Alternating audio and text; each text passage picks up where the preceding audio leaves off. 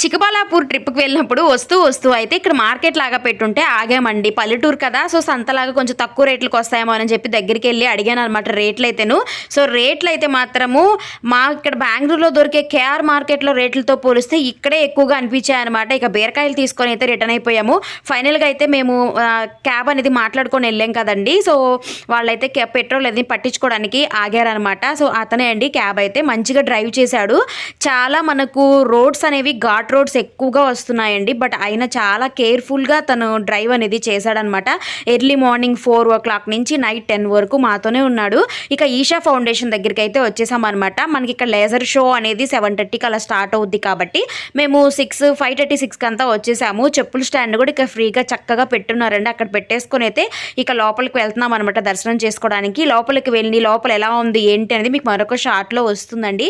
Video నేస్తే ఒక like చేయండి. అలాగే కొత్త వాళ్ళైతే ఛానల్ని సబ్స్క్రైబ్